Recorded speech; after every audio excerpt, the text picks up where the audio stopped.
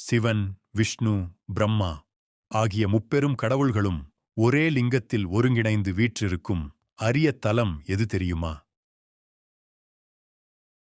இந்த தலம் அத்ரி மகரிஷியின் மனைவி அனுசூயா தேவியின் கற்பின் மேன்மைக்கு எடுத்துக்காட்டாகத் திகழ்கிறது. அதுதான் கன்னியாகுமரி மாவட்டத்தில் உள்ள சுசீந்திரத்தில் அமைந்துள்ள புகழ்பெற்ற தாணுமாலயன் கோயில். இந்த தலத்தில் சிவன், தாணு, விஷ்ணு, மால், பிரம்மா, அயன் என்ற பெயர்களில் ஒரே வடிவில் காட்சியளிக்கிறார்கள்.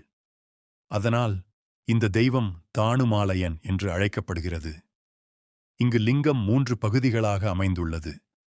மேல் பகுதி தாணு எனப்படும் சிவனின் வடிவமாகவும், நடுப்பகுதி மால் எனப்படும் விஷ்ணுவின் வடிவமாகவும், கீழ்ப்பகுதி அயன் எனப்படும் பிரம்மாவின் வடிவமாகவும் அமைந்துள்ளது. இந்த தலத்தின் பின்னால் ஒரு அதிசயமான புராணக் கதை உள்ளது.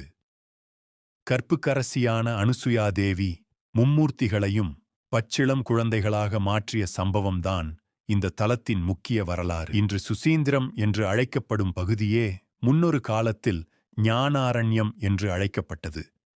இது அடர்ந்த வனம் நிறைந்த பகுதியாக இருந்தது. இந்த வனத்தில் ஒரு பகுதியில் ஆசிரமம் அமைத்து அத்ரி மகரிஷி தன்னுடைய இல்லத்தரசியும் கற்புக்கரசியுமான அனுசூயா தேவியுடன் வாழ்ந்து வந்தார். ஒரு நாள் அத்ரி முனிவர் இமயமலைக்குச் சென்றார். அந்த நேரத்தில் அனுசுயாவின் கற்பை பரிசோதிக்க சிவபெருமான், விஷ்ணு மற்றும் பிரம்மா ஆகிய முப்பெரும் கடவுள்களும் பிராமணர் வேடம் பூண்டு அவள் ஆசிரமத்துக்கு வந்தனர். அவர்கள் அனுசுயாவிடம் உணவு தருமாறு கேட்டனர். அதற்கு அனுசுயாதேவி மகிழ்ச்சியுடன் உணவு தயாரிக்கத் தொடங்கினார். ஆனால் உணவு பரிமாறும் நேரத்தில் அந்த மூவரும் ஒரு நிபந்தனை கூறினர். ஆடை அணிந்த ஒருவரால் உணவு பரிமாறப்பட்டால் நாங்கள் அந்த உணவை உண்ண முடியாது என்று தெரிவித்தனர்.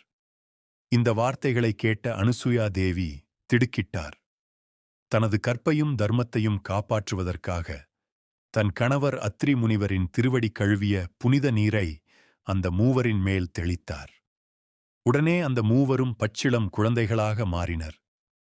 அனுசுயாதேவி அந்த குழந்தைகளுக்கு அன்புடன் உணவூட்டி அவர்களை தொட்டிலில் வைத்து தாலாட்டி தூங்கச் செய்தார். இந்நேரத்தில் தங்கள் கணவர்கள் குழந்தைகளாக மாறியதை அறிந்த பார்வதி, லட்சுமி மற்றும் சரஸ்வதி தேவியர் அங்கு வந்து அனுசுயாவிடம் வேண்டினர். தங்கள் கணவர்களை மீண்டும் பழைய உருவத்திற்கு மாற்றித் தருமாறு அவர்கள் பணிவுடன் கேட்டுக்கொண்டனர். அவர்களின் வேண்டுகோளை ஏற்ற அனுசுயா தேவி மும்மூர்த்திகளையும் மீண்டும் அவர்களது இயல்பான